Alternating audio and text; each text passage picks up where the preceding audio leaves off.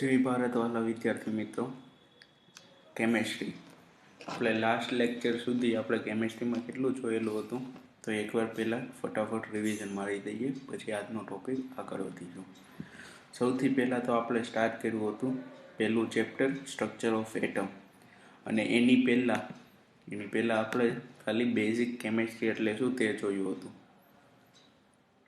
Structure of atom એનો મતલબ આપણે છેલ્લા 3 લેક્ચરથી સમજતા આવ્યા છીએ કે એટમ મીન્સ કે અણુ છે એ કેવી રીતના બનેલો છે, તેનું બંધારણ શું છે, તેનું આખું સ્ટ્રક્ચર મિકેનિઝમ શું છે, એ થશે સ્ટ્રક્ચર ઓફ એટમ. પછી આપણે એટમની શોધ ક્યારે અને કોણે કરી હતી તો ડાલ્ટન નામના વૈજ્ઞાનિકે 1807માં, અને એને અમુક થિયરી આપી હતી. તો શું હતું, ડાલ્ટને શું કીધું હતું કે એટમ સૌથી ઝીણામાં ઝીણો મીન્સ કે સૌથી નાનામાં નાનો કોઈ પણ મેટરનો ભાગ એટલે એટમ.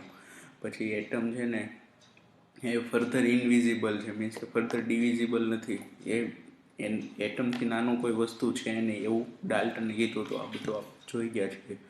પછી આવ્યો તો થોમ્સનનું મોડલ, તે આપણે જોયું હતું. થોમ્સને ઇલેક્ટ્રોનની શોધ કરી હતી, એ ખાસ યાદ રાખવાની છે. થોમ્સને પ્લમ પુડિંગ મોડલ કીધેલું હતું, મીન્સ કે આપણે તરબૂચ વોટરમેલન યાદ રાખવાનું છે.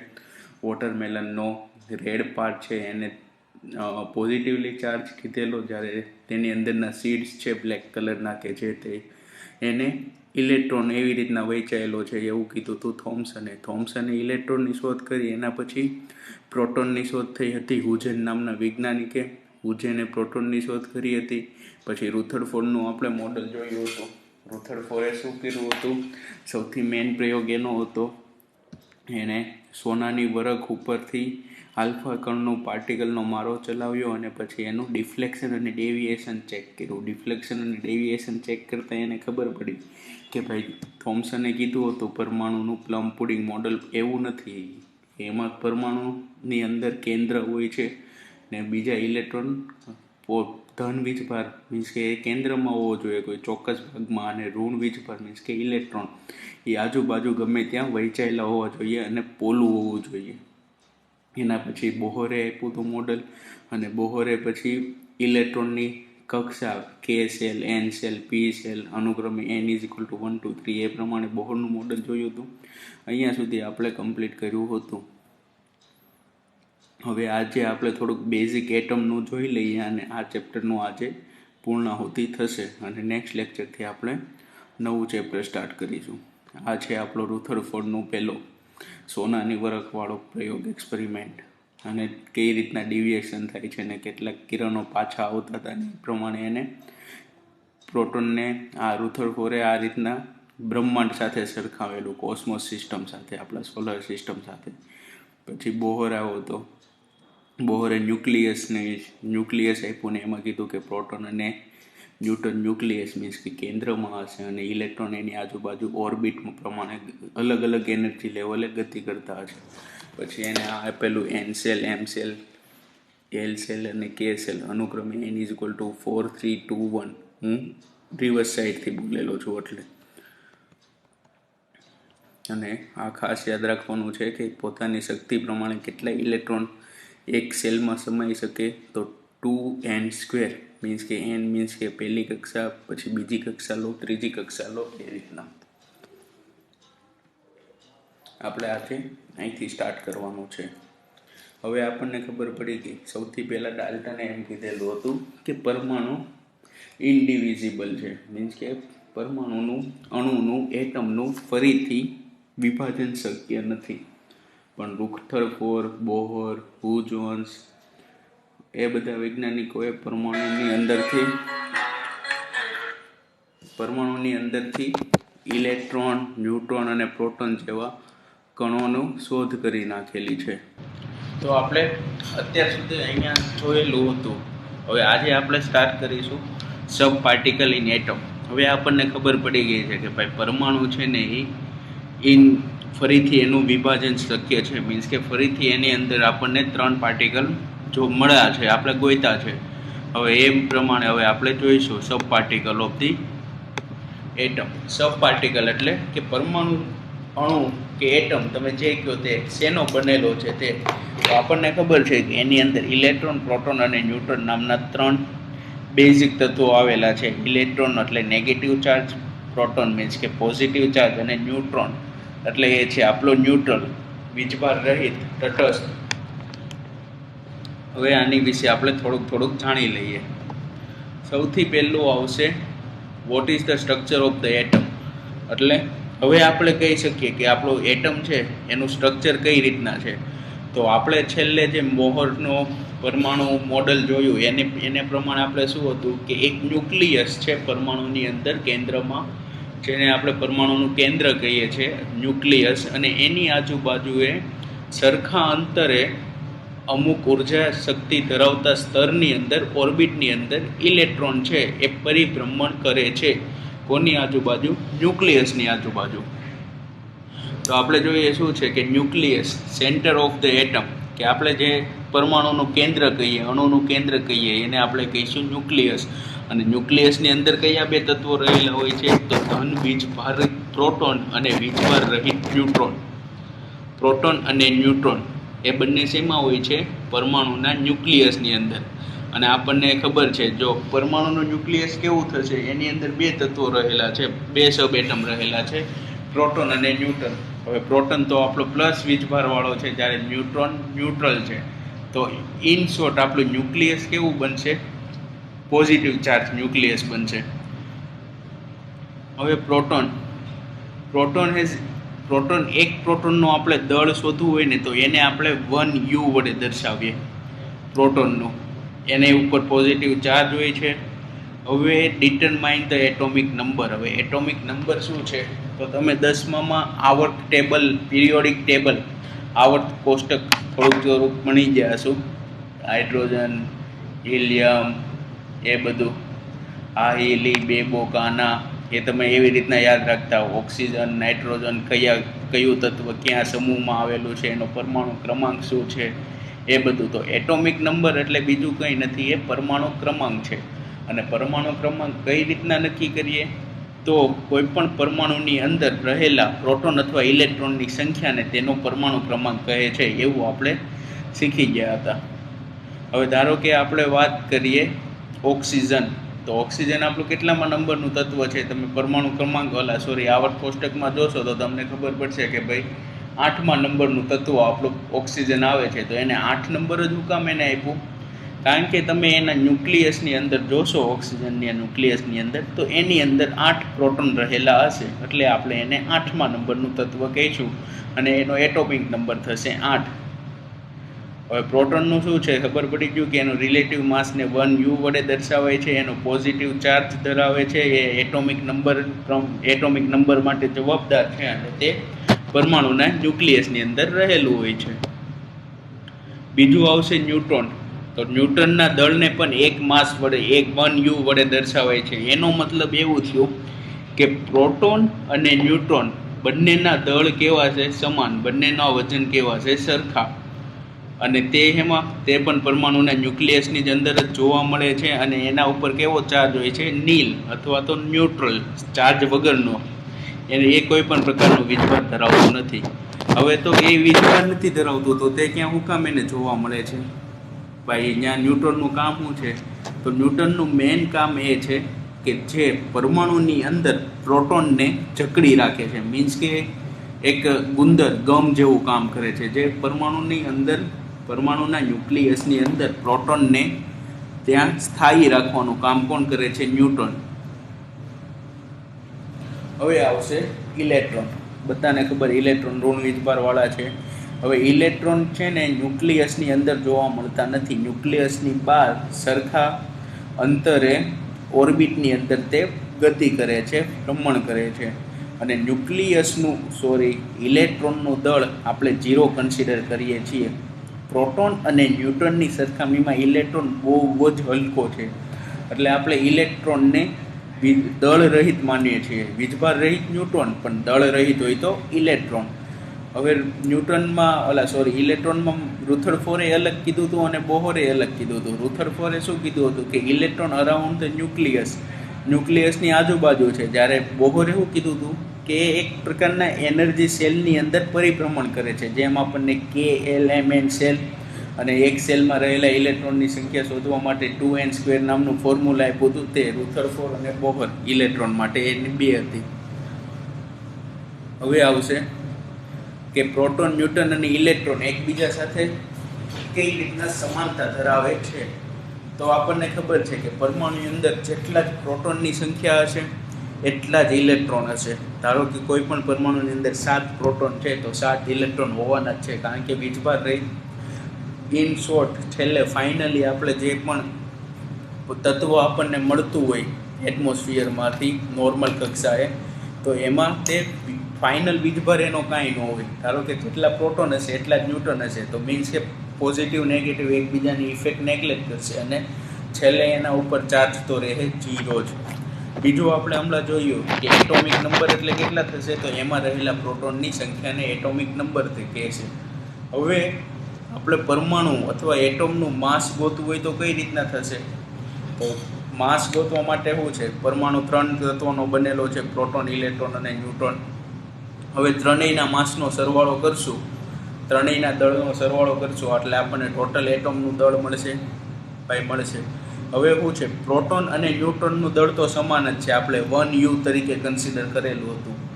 પણ ઇલેક્ટ્રોન છે, ઇલેક્ટ્રોન આપણો એ શું છે, એનું આપણે દળ કન્સિડર કર્યું નથી. કેમ? કારણ કે પ્રોટોન અને ન્યુટ્રોનની સરખામણીમાં ઇલેક્ટ્રોન બહુ જ ઓછો ચાર્જ ધરાવે, બહુ ઓછું દળ ધરાવે છે, એટલે એને આપણે કન્સિડર કરતા નથી. તો આપણે માસ નંબરમાં ખાલી 2 જ વસ્તુનું કન્સિડર થશે, પ્રોટોન પ્લસ ન્યુટ્રોનનું માસ. હવે આના જ ઉપરથી તમારે ન્યુટ્રોનનો માસ શોધવું હોય તો આ ઇક્વલ ટુની આ સાઈડ પોઝિટિવ છે તો સામે જ છે તો નેગેટિવ આવશે. આપણે મેથેમેટિકમાં સિમ્પલ કરતા તે આ એકવાર તમે વાંચી લો ધ્યાનથી. હું 2 મિનિટ માટે સ્લાઇડ લેવા દઉં છું.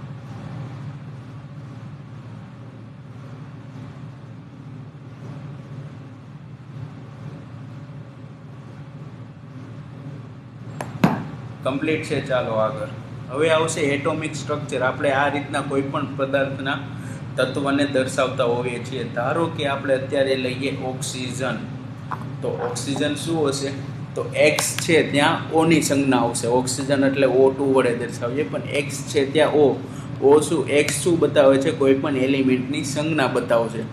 પછી ઉપર આપણે એ વડે કન્સિડર કરશું. એ શું હશે, તેનું માસ બતાવશે. મીન્સ કે એમાં રહેલા પ્રોટોનની સંખ્યા પ્લસ એમાં રહેલા ન્યુટ્રોનની સંખ્યાનો સરવાળો બતાવશે.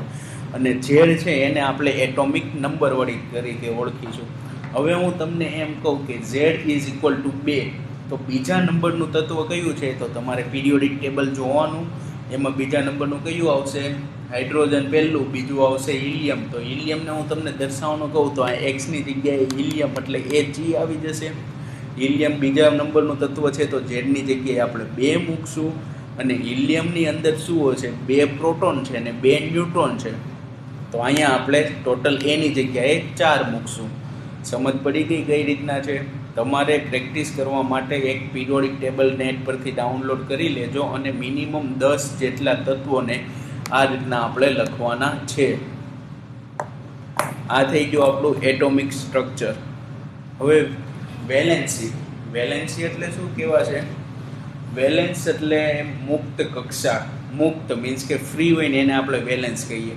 આમાં વાંચે શું કહે છે તે, the outermost shell of an atom is called is the valence shell. હવે આપણને ખબર છે કે પરમાણુ છે, પ્રોટોન, ન્યુટ્રોન એની વચ્ચે ન્યુક્લિયસમાં છે અને ઇલેક્ટ્રોન આજુબાજુ ફરે છે. તો આ ઇલેક્ટ્રોન કેટલા હોય ભાઈ? ધારો કે 8 ઇલેક્ટ્રોન છે ટોટલ. ઓક્સિજન આપણે ગણીએ તો 8 ઇલેક્ટ્રોન થશે એની અંદર. તો પહેલી સેલની અંદર તો 2 જ ઇલેક્ટ્રોન હમાશે, કારણ કે બોહરના પરમાણુ પ્રમાણે 2n² પ્રમાણે આપણે હમાશે. તો પહેલી કક્ષા લેશું n ઇઝ ઇક્વલ ટુ 1, તો એની અંદર 2 જ ઇલેક્ટ્રોન સમાવવાના છે. તો 8માંથી 2 જતા રહ્યા, બાકીના 6 વધ્યા, તો એ બીજી સેલમાં ભરાય. તો બીજી સેલમાં ટોટલ એને કેટલા સમાઈ શકે, તો 2n². એનની વેલ્યુ 2 મૂકીશું આપણે એની અંદર, તો એમાં 8 સમાશે. આપણી પાસે બાકી વધ્યા છે 6, તો એ 6 એમાં જતા રહે છે. તો પણ 2 ઇલેક્ટ્રોન એમાં સમાવવાની ક્ષમતા ધરાવે છે બીજી સેલ. તો બીજી સેલમાં જોઈએ છે 8, પણ આપણી પાસે છે 6, એટલે 6 એમાં જતા રહેશે. તો એ પરમાણુ શું કરશે, એને 8 જોઈએ છે, એટલે ગમે એમ કરીને 8 તો પૂરા કરવા મતશે જ. તો એ ગમે ત્યાંથી 2 ઇલેક્ટ્રોન મેળવવાની વૃત્તિ ધરાવશે, ગમે ત્યાંથી ભાઈ મને 2 ઇલેક્ટ્રોન આપો, મને 2 ઇલેક્ટ્રોન આપો, એ રીતના. તો એ જે 2 ઇલેક્ટ્રોન છે ને એને એના કહેવાશે વેલેન્સ ઇલેક્ટ્રોન, વેલેન્સ ઇલેક્ટ્રોન કહેવાશે. હવે એવી જ રીતના હું તમને કહું છું સોડિયમ. સોડિયમ એટલે આપણું મીઠું, NaCl જે એને આપણે લખીએ તે. તો એનો પરમાણુ ક્રમાંક છે 11. તો હવે 11 રહેવાનો. તો પહેલી કક્ષામાં 2 ઇલેક્ટ્રોન જશે, બાકી રહેશે 10. બીજી કક્ષામાં 8 ઇલેક્ટ્રોન રહેશે, 8 જશે એટલે 2 તો વહી ગયા છે, બીજા 8 વહી જશે એટલે ટોટલ 10 વહી ગયા, બાકી રહી ગયો 1. હવે ત્રીજી કક્ષામાં 1 ઇલેક્ટ્રોન છે. હવે ત્રીજી કક્ષામાં આપણે બોહર પ્રમાણે કેટલા 18 ઇલેક્ટ્રોન જશે. તો હવે સોડિયમનો પરમાણુ શું કરે છે, 18 જોઈએ છે એટલે 1 છે એની પાસે, કાં તો 17 ઇલેક્ટ્રોન મેળવવાની ટ્રાય કરશે અથવા 1 ઇલેક્ટ્રોન કોકને આપી દેશે. તો ઇઝી કયું પડશે, 17 કોકની પાસેથી માગવું કે 1 કોકને આપી દેવો તે? તો ભાઈ 1 આપી દેવાનું ઇઝી પડે. તો એ પરમાણુ એવો છે કે જે 1 ઇલેક્ટ્રોન દાન કરાવવાની વૃત્તિ ધરાય છે, એટલે એને અષ્ટક રચના પૂરી થઈ જશે, 2 અને 8 અને સ્ટેબલ થઈ જશે. તો એનો વેલેન્સ ઇલેક્ટ્રોન કેટલો થશે, 1. આપણે આગલા જ લેક્ચરમાં જોશું કઈ રીતના આ બધી પ્રોસેસ થાય છે. અત્યારે તમે ખાલી વેલેન્સી એટલે શું એટલું મગજમાં રાખો કે વેલેન્સી એટલે એના અંદર અષ્ટક રચના પૂર્ણ કરવા માટે અથવા તો કોઈ પણ પરમાણુને સ્ટેબલ ઇલેક્ટ્રોન રચના પ્રાપ્ત કરવા માટે મેળવવા પડતા અથવા તો ગુમાવવા પડતા ઇલેક્ટ્રોનની સંખ્યાને તેના વેલેન્સ ઇલેક્ટ્રોન કહે છે. હવે એટોમિક નંબર એ તો આપણે જોયું, ઝેડ વડે દર્શાવાય છે. એટોમિક નંબર એટલે શું, તેમાં રહેલા પ્રોટોનની સંખ્યાને આપણે એટોમિક નંબર કહીએ છીએ. ધારો કે હાઇડ્રોજન પરમાણુ લઈએ, પહેલા નંબરનું તત્વ, તો એની અંદર 1 પ્રોટોન રહેલો છે, તો એનો એટોમિક નંબર થશે 1, Z=1. એવી જ રીતના માસ, તો માસ એટલે શું, તેમાં રહેલા પ્રોટોનની સંખ્યા પ્લસ તેમાં રહેલા ન્યુટ્રોનની સંખ્યાનું ટોટલ માસ જેટલું થશે એ થશે આપણો આખો માસ થશે, પરમાણુનું માસ. કારણ કે ઇલેક્ટ્રોનનું માસ તો આપણે નેગ્લેક્ટ કરી લઈએ છીએ. હવે હાઇડ્રોજન પરમાણુ છે ને એની અંદર 1 જ પ્રોટોન રહેલો છે, તો એનો પરમાણુ ક્રમાંક આવશે 1U. હવે આઇસોટોપ્સ, મેઇન વસ્તુ તમારે ધ્યાન રાખવાનો છે. હાઇડ્રોજન પરમાણુ છે ને એના ખાસ ધ્યાન રાખવાનું છે કે નોર્મલ જે હાઇડ્રોજન હોય ને એની અંદર ન્યુટ્રોન ન હોય, એની અંદર ખાલી 1 પ્રોટોન અને 1 ઇલેક્ટ્રોન જ હોય છે. જો અહીંયા ન્યુટ્રોન હોતો નથી એટલે આપણે 1U કન્સિડર કર્યું છે. જો એની અંદર ન્યુક્લિયસની અંદર ન્યુટ્રોન હોત ને તો આપણે 1U પ્રોટોનનો પ્લસ 1U ન્યુટ્રોનનો, તો ટોટલ એનો માસ નંબર થશે 2U. હવે આપણે જોવાનું છે આઇસોટોપ. આઇસોટોપ એટલે એવા પરમાણુ કે તત્વ એક જ, તત્વ હાઇડ્રોજન જ છે, પણ એના પરમાણુની અંદરની જે અંદર રહેલા પ્રોટોન, ન્યુટ્રોન અને ઇલેક્ટ્રોનની સંખ્યા હોય ને એમાં થોડોક ફેરફાર હોય, એ થોડાક આડાઅવળા હોય.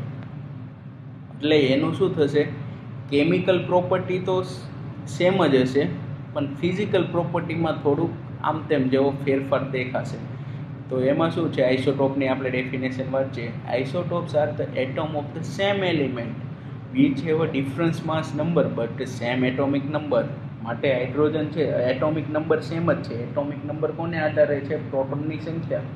પ્રોટોનની સંખ્યા તો એની અંદર સેમ જ છે પણ માસ અલગ અલગ છે. તો માસમાં કોણ કોણ ઇન્વોલ્વ થાય છે, પ્રોટોન પ્લસ ન્યુટ્રોન.